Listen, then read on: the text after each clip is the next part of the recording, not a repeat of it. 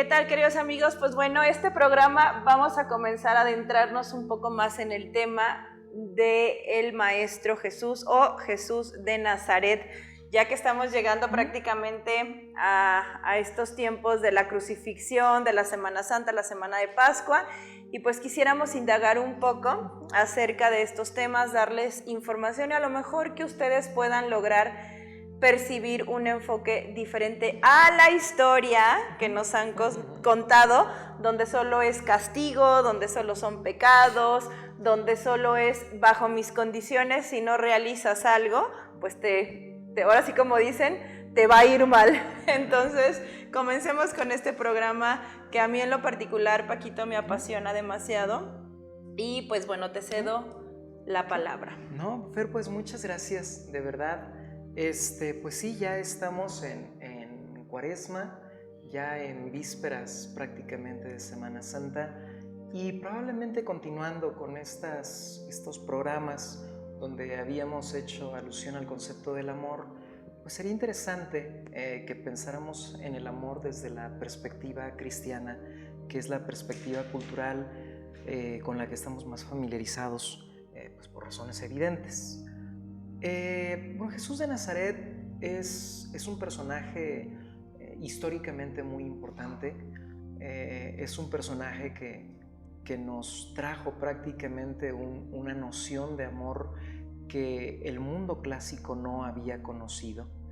Pero además es un amor que merece ser estudiado o comentado desde muchos puntos de vista. A ver, Jesús de Nazaret, si me permites, Fer, me gustaría hacer una pequeña línea biográfica, ¿no? de lo que sabemos acerca de él. Claro. Jesús de Nazaret nace en el año 0.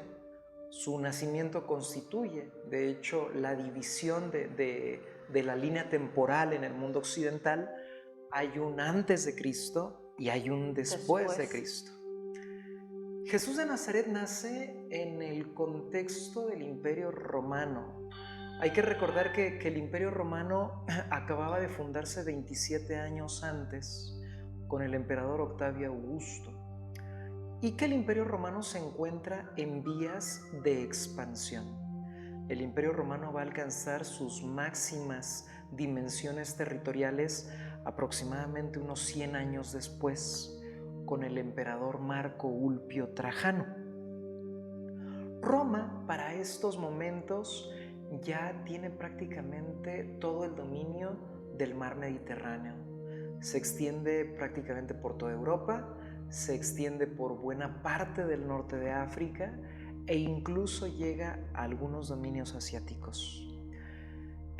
Roma, no sé si lo había comentado en algún momento en este espacio, Fer, pero Roma llegó a ser el imperio tan poderoso que fue gracias a que estaba dividido en protectorados o en provincias. Cuando Roma conquistaba un territorio, los romanos no se involucraban con las cuestiones religiosas o con las cuestiones idiomáticas de esos territorios. Digamos que los romanos respetaban las tradiciones y las costumbres de los pueblos que anexionaban. A los romanos lo único que les importaba era que estos pueblos conquistados le tuvieran respeto al César, es decir, al emperador. Y ellos podían seguir hablando en el idioma que quisieran y seguir rindiéndole culto a los dioses que ellos gustaran. En este contexto, digamos, geopolítico, Jesús de Nazaret viene al mundo en la parte más pobre del protectorado más pobre del Imperio Romano. Hay que recordar que Jesús de Nazaret nace en Belén de Judea en el año 0. Él nace en condiciones adversas, en realidad nace de una mujer, María, que en el momento de dar a luz tenía 16 años de edad. Y su papá, digamos que su papá terrenal, pues es un carpintero humilde, es un carpintero de vida modesta que se llama José. Jesús de Nazaret nace en Belén porque en realidad su familia está huyendo. Hay que recordar, Fer, quiero hacer nada más este pequeño paréntesis. Antes del cristianismo, los seres humanos en los pueblos primitivos, en las culturas de la antigüedad clásica incluso, tenían estructuras familiares muy diferentes. En el caso del judaísmo, por ejemplo, era muy común que un solo hombre tuviera varias esposas. Digamos que el cristianismo introduce la idea de la sagrada familia, esta idea que nosotros entendemos como el papá, la mamá y los hijos. Esto es una idea cristiana, ¿no? María, José y Jesús. Esta familia, esta sagrada familia, en realidad pues está huyendo, ¿no? Hay una autoridad judía en Judea que se llama Herodes. Y Herodes acaba de recibir la noticia de que por esas fechas pues van a nacer un niño que se va a convertir en el rey de los judíos y que va a poner en entredicho su autoridad civil. Herodes, temeroso de ese vaticinio, de esa profecía, pues toma una decisión drástica, y es mandar a sus soldados, mandar a su ejército a cometer un asesinato masivo de niños menores de 2 años para asegurarse precisamente que el rey de los judíos no nazca, o en caso de nacer, que muera en la cuna. José y María empiezan una peregrinación larga, adversa, tratando de salvar a su pequeño hijo de ese destino, de esa fortuna. Nosotros tenemos noticia, tanto por los evangelios como por algunos historiadores romanos, que este episodio fue cierto. Flavio Josefo habla de la masacre que Herodes hizo de niños pequeños. De aquí viene, por ejemplo, nuestra tradición, ¿no? de las posadas, el pedir posada. Pues lo que hacen las personas en las fiestas decembrinas, en las fiestas decembrinas, es precisamente replicar la trayectoria de José y de María, tratando de encontrar un hospedaje para que su hijo experimente un nacimiento lo más digno y lo más decoroso posible.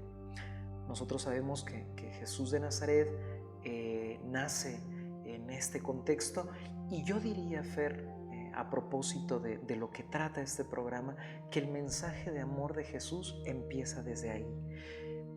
Nosotros tenemos la idea de que Jesús nos dio su mensaje de amor con la crucifixión, ¿no? Con la culminación de su sacrificio por la raza humana, que ciertamente es un evento muy importante. Claro. Eso nadie lo pone en duda, pero habría que preguntarnos si Jesús habría sido ese hombre tan amoroso que fue si él no hubiera tenido esa familia tan amorosa que tuvo. El mensaje de amor de Jesús empieza a configurarse ahí, desde que tiene unos padres ejemplares, una madre que lo ama por encima de todas las cosas y que está dispuesta a salvarlo a como de lugar. Jesús de Nazaret pues se cría en un contexto muy modesto, en un contexto muy humilde. Es un niño que destaca por su sabiduría, por su conocimiento, sobre todo de las escrituras judías. Nosotros, en la tradición católica, hay que recordar que nuestra iglesia es católica, apostólica y romana, o al menos así se dice, no estamos tan acostumbrados.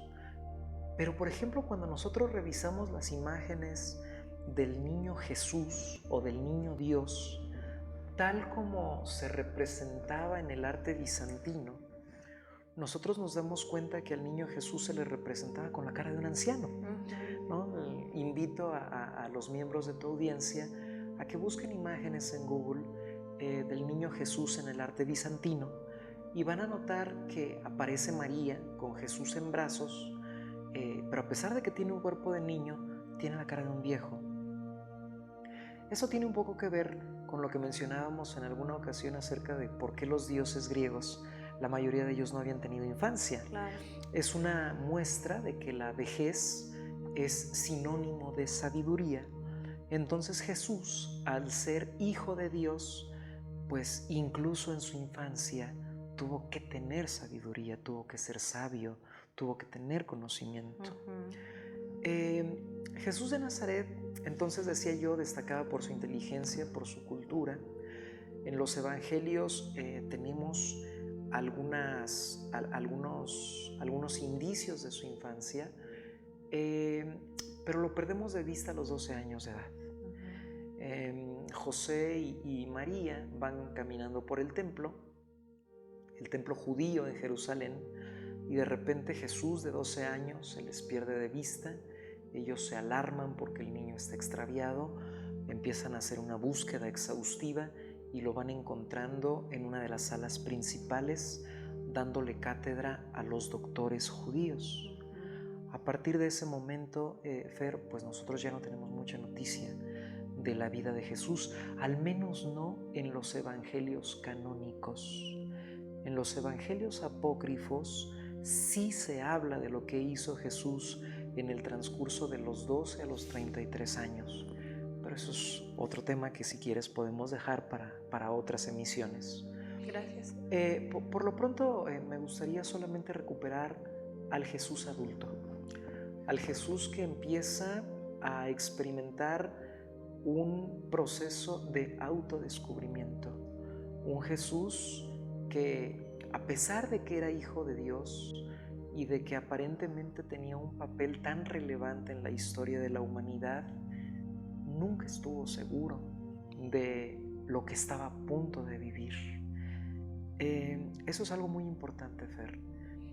Las personas, cuando no nos preocupamos por cultivarnos y por educarnos, curiosamente somos personas de certezas y queremos imponer nuestras certezas en los demás, porque como no ponemos en entredicho nuestra forma de pensar, damos por sentado que nuestra forma de pensar es correcta y que es la forma de pensar que debe prevalecer.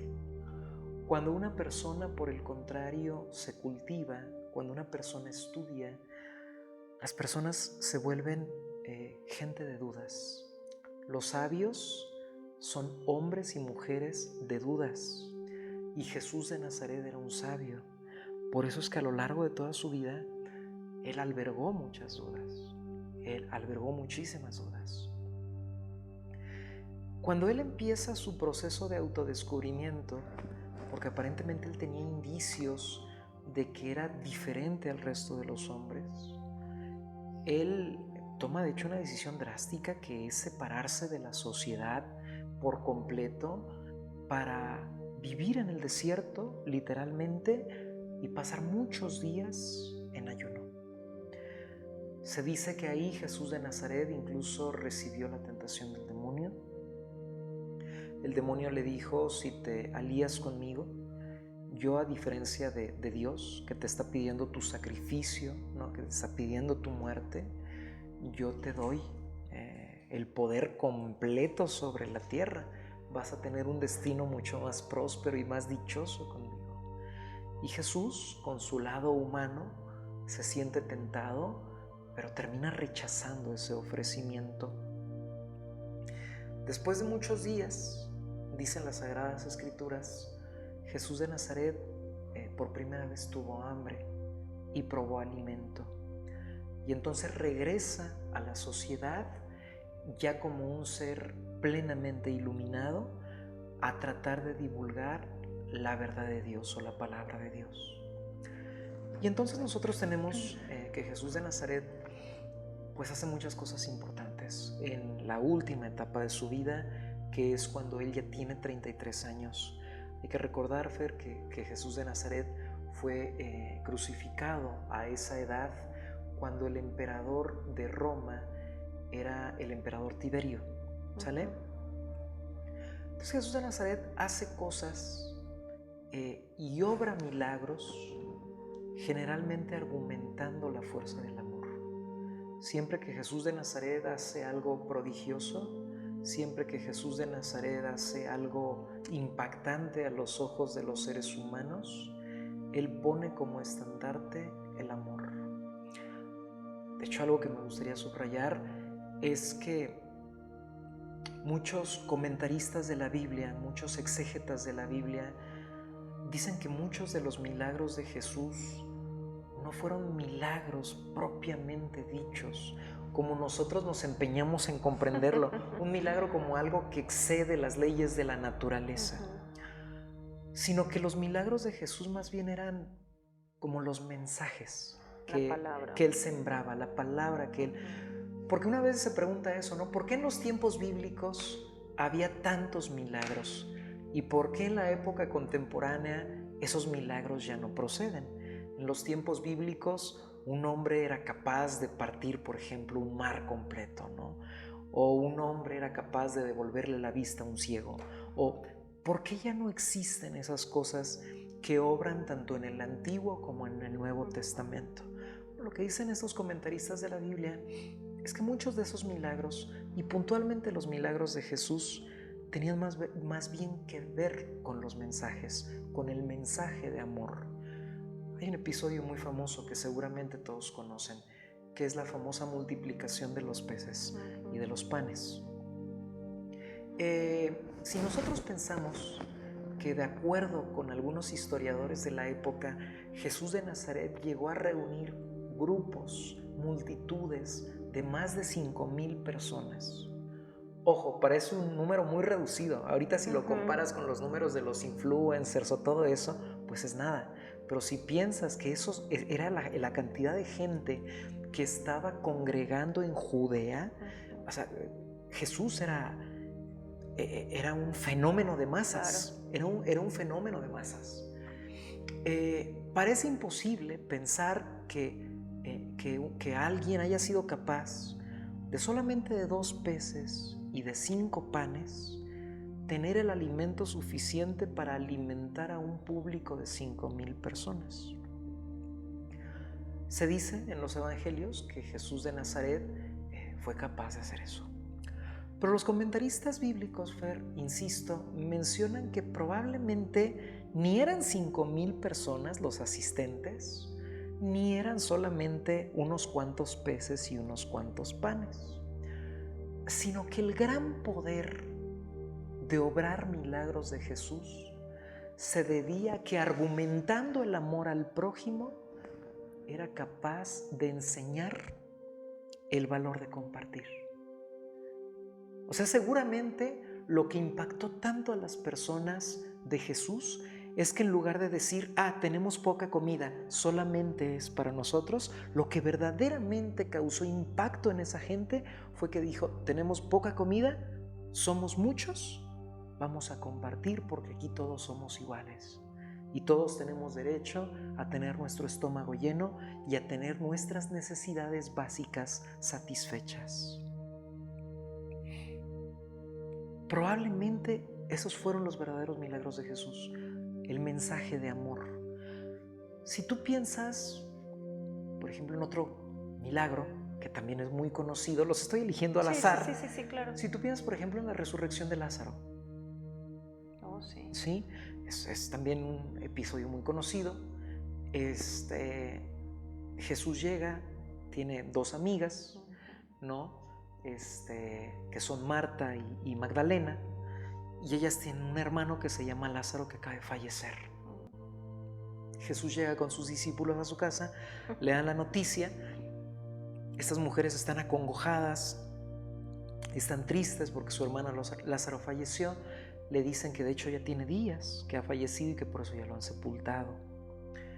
Jesús les pide que lo lleven al lugar de la sepultura, y en ese momento dice unas cuantas palabras y, por arte de magia, Lázaro resucita y empieza a caminar. Insisto, el milagro en estricto sentido no es el fenómeno biológico, no es que un cuerpo muerto volvió a la vida. Porque si te pones a pensar, eso ya no lo dice la Biblia, pero si te pones a pensar, pues al final de cuentas Lázaro tuvo que morir otra vez. O sea, Lázaro no murió solamente una vez, sino que tuvo que morir una segunda vez. Entonces el poder del milagro de Jesús no era ese. Que también, Paquito, permíteme Ajá. hacer a lo mejor este comentario. Si yo lo veo en un contexto mucho más profundo del ser, también se pudiese entender, no solamente venimos a morir físicamente, Ajá. vienes a morir algo que llamamos, vamos a ponerle en un contexto ego, ¿no? Que es nuestra soberbia, que es nuestra ira, tratar de que salga lo mejor de nosotros, que es el amor, en pocas palabras. Y yo muchos pasajes bíblicos los entiendo que constantemente nos recuerda que tienes que llevarte a una muerte para una autoindagación y un autoconocimiento.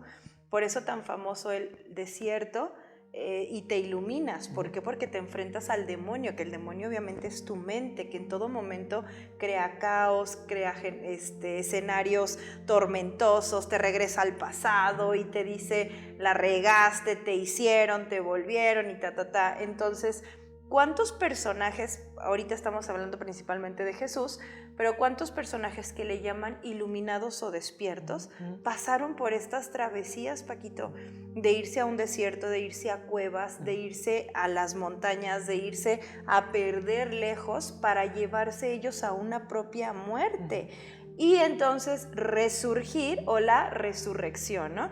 Entonces yo lo puedo entender también como un contexto donde párate y anda, ¿no? Vamos, ya viviste esa muerte que dolió, que costó trabajo, que a lo mejor te llevó a esta situación, pero resurges. ¿Y cuántas veces en nuestra vida lo hemos evidenciado que pasamos situaciones dolorosas, críticas, de enfermedades, por ejemplo, y de repente dices, yo ya no puedo más con esto, que pase lo que tenga que pasar, pero ¿sabes cuál es el trasfondo que yo veo? Que cuando le dejas de tener miedo a la muerte como concepto, la muerte, creo que podemos empezar a vivir mejor porque realmente mueres, porque Jesús deja un mensaje muy importante y con un trasfondo muy interesante donde te dice, nunca mueres, ¿sí? Nunca vas a morir, la conciencia, el ser, el espíritu, como le quieras llamar, siempre va a estar ahí, entonces, ¿qué muere? Solo esto, ¿no? Que percibes como la carne. Entonces, son mensajes bien profundos que realmente tenemos que poner a analizarnos. Sí, efectivamente. Bueno, la Biblia, como el libro de los libros, evidentemente no tiene solamente un mensaje superficial. Claro, es muy profundo. Tiene muchos mensajes profundos. Y todo lo que comentas es cierto, todo lo que comentas lo suscribo. Los grandes maestros de la antigüedad, todos fueron muy inquisitivos con su propio interior, claro. Experimentaron estas aventuras de separarse de la sociedad, de, digamos, enfrentarse a pruebas límite, porque el objetivo era ese, era autodescubrirse. Así es. En el caso del ejemplo de Lázaro, insisto, sería una interpretación muy simple creer que el milagro fue ese, de volver a alguien a la vida simplemente. El milagro fue otro, el milagro fue el mensaje subyacente, el amor que Jesús mostró a esas mujeres que estaban devastadas por la muerte de su hermano, el amor que Jesús mostró a ese hombre, permitiéndole efectivamente, como lo señalaste, Fer, que después de una muerte primera, poder tener, digamos, una segunda oportunidad. El cristianismo también eso lo enfatiza mucho. Puede ser que te hayas equivocado, puede ser que hayas tomado malas decisiones, puede ser que hayas tenido malas conductas, pero siempre vas a tener derecho a regenerarte, ¿no? Entonces yo insisto, si nosotros exploramos en los milagros de Jesús, nosotros nos damos cuenta de que pueden ser interpretados de muchas maneras y que generalmente el amor es la principal enseñanza o la principal lección. Jesús de Nazaret no obraba milagros como un mago, como un hechicero que buscaba aplausos o que buscaba ovaciones. Él buscaba dejar una enseñanza, ¿no? Y a través de esa actuación pues fue que él encontró la manera de hacerlo. Jesús de Nazaret en el último periodo de su vida, insisto, obró muchísimos milagros. algunos más difíciles de desentrañar que otros, ¿no? Se dice que devolvió la vista a invidentes, se dice que caminó sobre las aguas, se dice que hizo actos de exorcismo, que envió espíritus demoníacos a una piara de cerdos, ¿no? Se dicen muchas cosas de los milagros de Jesús, pero yo insisto, más que romper el orden natural de las cosas, el mensaje de los milagros de Jesús era el amor. Así es. Y cuando Jesús logra insertar ese mensaje de amor entre todos sus seguidores, aparece como la culminación de su vida y de la razón de ser de su existencia.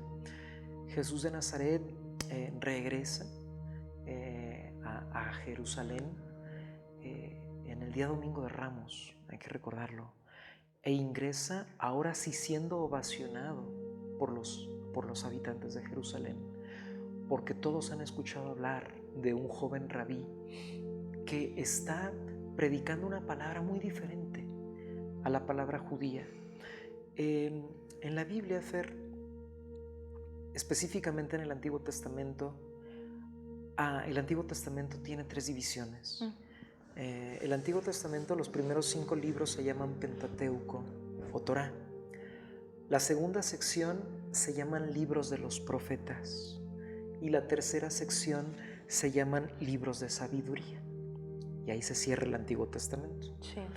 Para los judíos, Fer, los profetas terminaron más o menos en el siglo II antes de Cristo. Por eso es que a Jesús, a pesar de que él era judío, Jesús no era cristiano, Jesús era judío. A pesar de que era un sabio y de que estaba al tanto de las escrituras, a Jesús los judíos no lo conocían con el nombre de profeta, lo conocían como rabí, como rabino, Sí. un especialista en las escrituras. Entonces en Jerusalén la gente ya había escuchado a este joven rabí que tenía una palabra muy distinta a lo que decían los judíos.